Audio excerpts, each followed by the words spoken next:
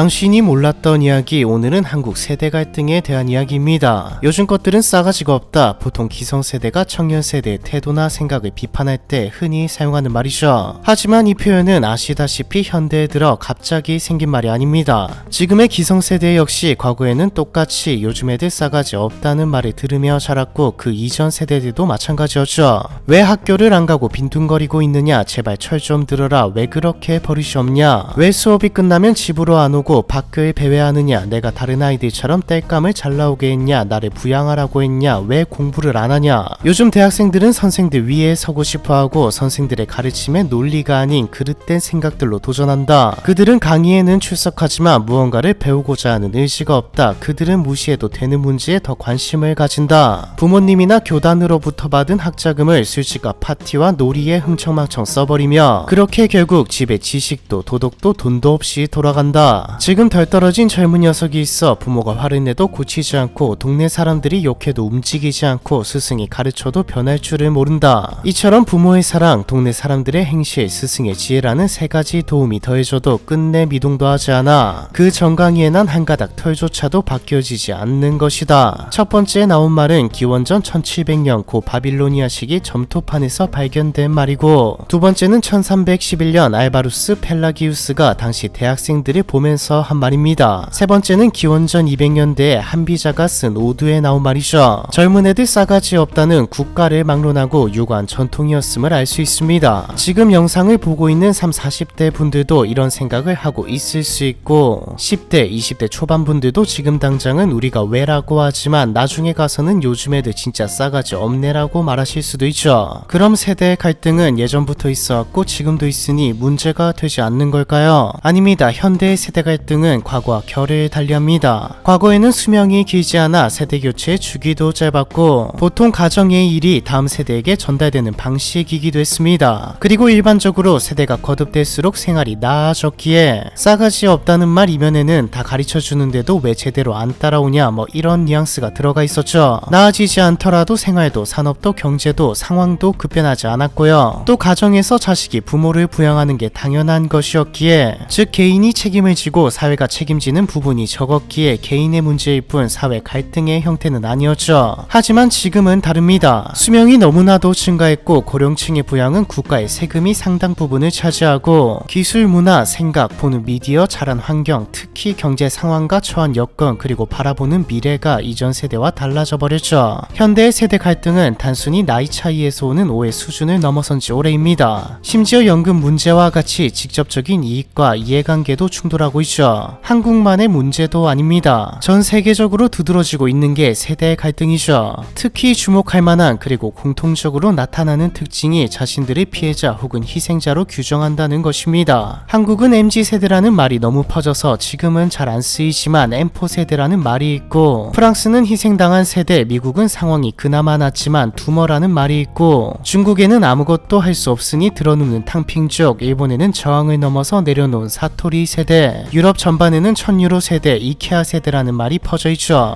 이것들이 대표적일 뿐 각 나라의 청년층의 불행과 불안함을 또 사회적인 문제를 지적하는 단어는 많고요. 특히 프랑스의 경우에는 다른 세대에서 붙여진 이름도 아니라 자신들이 직접 우리들은 희생당한 세대다라며 붙인 이름입니다. 히키코모리 캥거루족, 니트족, 쉬는 청년 같은 단어도 큰 범주로 보면 여기에 들어갈 수도 있겠네요. 이름만 봐도 세대 간의 문제가 단순히 서로를 바라보는 시선과 문화 차이, 또 개인과 가정의 문제를 넘어선 문제가 되었다는 것을 알 수 있습니다. M4 세대, 희생당한 세대 등 그 세대의 문화적인 특징, 성격적인 특징을 반영하는 게 아니라 사회적인 요소들을 포함하고 있으니까요. 언뜻 왜 지금 젊은 세대가 자신들의 피해자처럼 이야기하는지 의문이 들 수 있습니다. 과거와 달리 바꾸임을 걱정 없고 인프라도 괜찮고 자기 세대처럼 일주일 내내 말도 안 되는 대우나 환경에서 일해야 하는 것도 아니고 어린 시절 맞으면서 자란 것도 아닌데 말이죠. 이건 좀 케바케일 수 있겠네요. 저는 학교 다닐 때 좀 맞았거든요. 어쨌든 청년층이 피해자라고 생각하는 이유는 청년층의 문제들이 과거가 아니라 현재와 미래의 문제이기 때문입니다. 현대사회에서 청년층은 불리하다고 느낄 수밖에 없는 구조를 가지고 있습니다. 실제로 그런 부분도 많고요. 전 세계적으로 선진국의 경우 공통적으로 저출산이 나타났기에 윗세대보다 인구가 적을 수밖에 없고, 또 앞서 말한 고령화에다 의료의 발전으로 사망률도 줄어서 과거와 달리 청년층에 비해 기성세대 그리고 고령층이 압도적으로 많을 수밖에 없습니다. 여기다 치안 개판에다 말도 안 되게 못 사는 나라들을 제외하면 경제권, 기득권은 전부 기성세대가 쥐고 있고요. 이게 잘못된 건 아니죠. 윗세대가 이뤄내고 쌓아온 것들이 있으니까요. 문제는 자연스럽게 연금을 비롯해 각 나라에서 발생하는 간접이익부터 직접적인 이익에 이르기까지 한쪽이 양보하거나 희생해야 하는 사회 문제나 갈등 요소가 발생했을 때 젊은 층과 미래 세대는 발언권이 너무 약하다는 것이죠. 독재가 아닌 이상 선출직이 한국에서는 국회의원이 결정하게 되는데 결정하는 사람도 기성세대와 고령층이고 투표를 생각해도 청년층과 투표권이 없는 미래 세대보다는 당연히 표가 많은 기성세대와 고령층을 의식할 수밖에 없습니다. 하나 더, 이것도 선진국들에서 공통적으로 나타나는 건데 윗세대와 비교해서 청년층의 미래가 암울하기 때문이죠. 다큐나 언론을 통해 부모보다 가난한 최초의 세대라는 말은 많이 들어보셨을 겁니다. 실제로 한국의 경우 더 심각하게 나타나는 게 20대는 빚이 늘어나는 속도면에서 모든 세대 중 최고이자 소득이 나홀로 뒷걸음친 세대죠. 물론 취직까지의 기간이 길어진 것과 더불어 여러 가지 이유가 있겠지만 일단 결과는 이렇습니다. 그래서 청년 세대에게 풍요 속의 빈곤이라는 말이 붙는 것이고요. 이런 상황에서 물가까지 많이 올랐죠. 근데 현재는 그럴 수도 있다고 쳐봅시다. 청춘은 원래 가난한 거고 풍요 속의 빈곤이라는 말처럼 까놓고 말해서 어릴 때 더 힘든 사람이 많았던, 더 힘든 상황을 겪고 진짜 밥도 굶어야 했던 건 윗세대이기도 하니까요. 진짜 문제는 앞서 말했듯 미래입니다.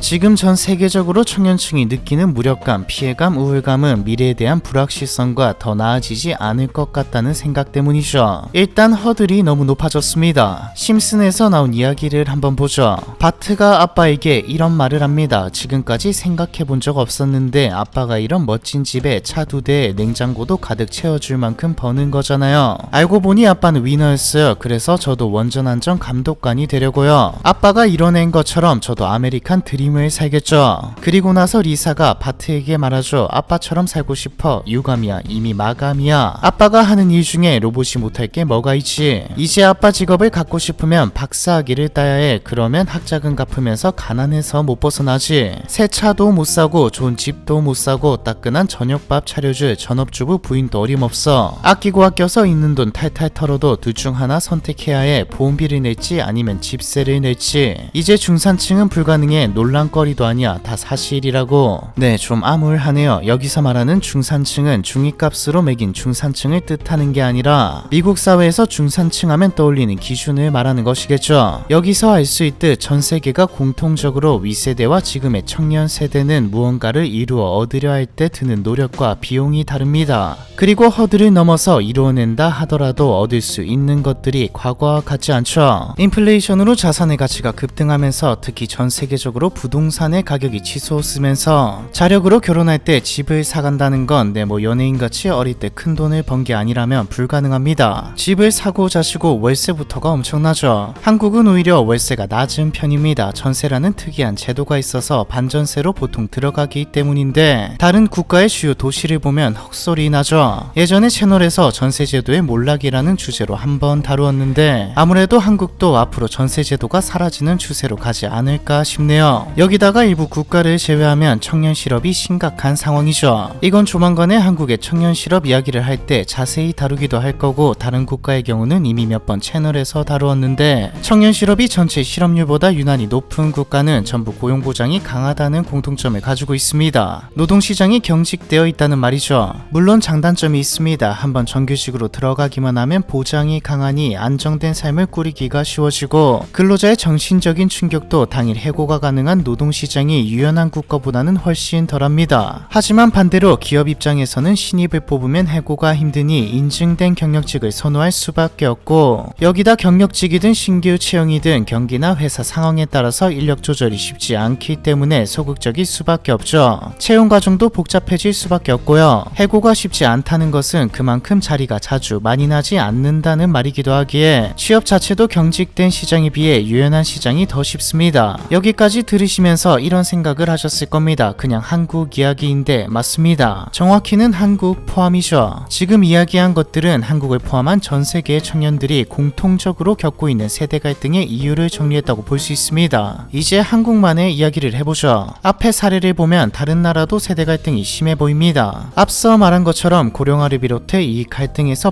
발언권이 약한 것부터 시작해 말한 모든 이유 때문에 세대 갈등은 현상을 넘어 사회 문제가 되고 있죠. 모든 국가가 과거보다 훨씬 심해졌습니다. 하지만 한국만큼 심하지는 않죠. 한국의 세대 갈등은 전 세계 단연 1위입니다. 다른 나라와 비교할 필요도 없습니다. 압도적이니까요. 한국리서치 여론조사본부가 기획하고 운영하는 여론 속의 여론이 조사한 자료를 한번 보시죠. 우리 사회의 세대 갈등이 심각하냐고 묻는 조사에서 2025년 기준 전체의 84%가 심각하다고 답했습니다. 특히 40대는 88%가 그렇다고 답했고 80% 아래는 어느 연령대에도 없죠. 여기다 전망에 대해서 지금보다 심각해질 것이라고 답한 게 55%입니다. 2030은 각각 57%, 55%였고 40대에서는 65%까지 나왔죠. 그럼 사람들은 세대 갈등으로 어느 세대가 피해를 보고 있다고 생각할까요? 일단 두 세대가 비슷하게 피해를 본다가 45% 정도입니다. 절반 정도는 갈등으로 인해 우리 전부가 피해를 본다고 생각하는 것이죠. 이게 더 높아져야 해결이 빠르게 될 것 같네요. 어린 세대가 피해를 본다는 34%, 나이가 많은 세대가 피해를 본다는 19%였습니다. 여기서는 평균보다 중요한 게 세부 내역을 보면 어릴수록 어린 세대가 피해를 본다고 답했고 나이가 많을수록 나이 많은 세대가 피해를 본다고 답했죠. 원인이 무엇이냐는 질문에는 1등이 가치관의 차이, 2등이 미디어와 정치권의 부추김, 3등이 청년층의 경제적 불안정이었습니다. 밑으로는 고령층 중심 사회 정책 결정 구조와 기성세대의 돈과 기회의 독점도 있었고요. 네, 앞에서 나왔던 것들이죠. 통계에서 나온 이유는 뭐 다른 나라랑 크게 차이가 없는 것 같은데 왜 유독 한국은 세대 갈등이 심각한 걸까요? 가장 큰 이유는 한국이 너무 빠르게 발전했기 때문입니다. 서양에서는 100년에 걸쳐 이룩했던 산업화와 경제 발전이 한국은 6.25 전쟁이 끝나고 길게 봐야 70년 정도고 따지고 보면 산업화, 민주화, 선진국 진입까지 50년 정도의 시간밖에 안 걸렸죠. 심지어 지금 선진국이라고 불리는 다른 나라들은 과거부터 잘 나갔던 나라들이 대부분입니다. 한국은 전쟁이 끝난 시점에서 봤을 때 전 세계 최빈국 중 하나였고요. 대단한 겁니다. 하지만 이로 인해 많은 부작용이 생겨났고 이 중 대표적인 게 세대 갈등이죠.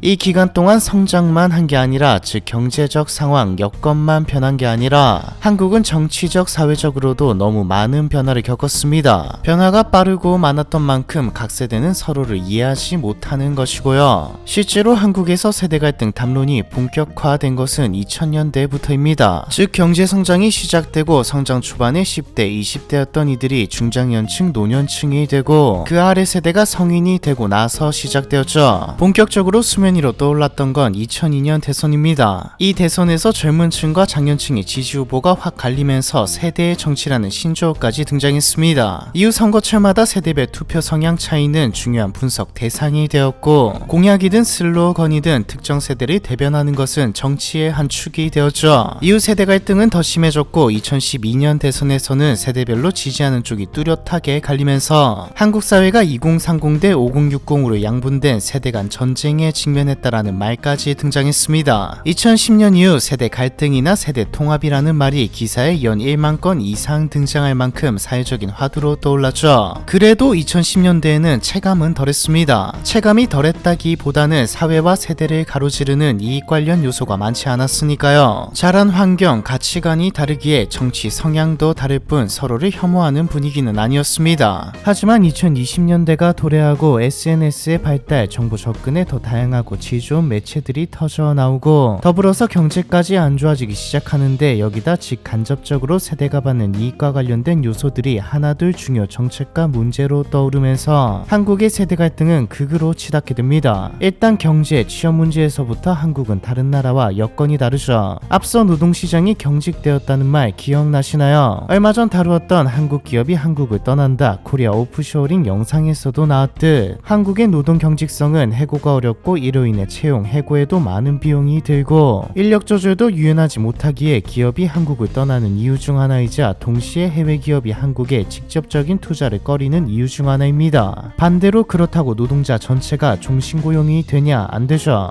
노동자들 입장에서는 만약 전체가 정규직으로 취업이 가능하다면 이상적으로까지 보일 수 있지만 앞서 말했듯 해고가 힘들다는 말은 채용을 최소화하게 된다는 말과도 같습니다. 여기다 한국은 외환위기 당시 가늘고 길게 가는 종신고용 제도가 무너지고 새롭게 계약직 중심의 근로구조가 생겨났죠. 지금까지도 날린 정규직, 비정규직 이야기입니다. IMF는 한국의 한국에 돈을 빌려주는 대신 노동 유연화를 권고했고 한국은 비정규직 제도를 도입했죠. 한국이 비정규직이 늘어났다고 IMF에 항의하자 돌아온 답변은 정규직 해고가 쉽지 않아 기업이 비정규직을 선호하니 정규직 해고를 쉽게 바꾸라였습니다. 결론적으로 이건 이루어지지 않았고 지금 한국 노동시장은 노동자에게 유리한 것도 기업에게 유리한 것도 아닌 애매한 상황이 되었죠. 결국 정규직 비정규직 자체가 계급이 되어버리는 수준까지 와버렸습니다. 기업은 노동시장이 경직되어 있어 상황이 좋아도 정규직 신규 채용을 꺼리니 한국 청년층의 취업문은 너무 좁아졌죠. 2025년 3월 기준 한국의 실업률은 2.9%, 청년 실업률은 7% 정도입니다. 쉬는 청년 같은 구직을 단념한 청년을 포함하지 않은 수치이고 몇 시간 알바도 취업으로 간주되기 때문에 가소평가된 수치죠. 이건 그대로 과거에 취직해 지금까지 고용 보호를 받고 있는 중장년층과 신규 채용 시장에서 실업난에다 상당수 비정규직 계약직으로 시작하는 청년층 사이의 갈등을 만들었습니다. 실제로 전문가들은 일자리 양극화가 세대 갈등의 최대 쟁점이 될 것이라 분석하고 있고요. 하나 더 있죠. 과거 젊을 때 일하고 늙으면 은퇴해서 노년을 보내는 구조가 무너져 버리면서 일자리를 두고 모두가 경쟁하는 양상이 되었습니다. 즉 전 세계적으로도 청년 실업 문제로 세대 갈등을 겪고 있지만 한국은 구조와 환경 때문에 더 극심하다는 것이죠.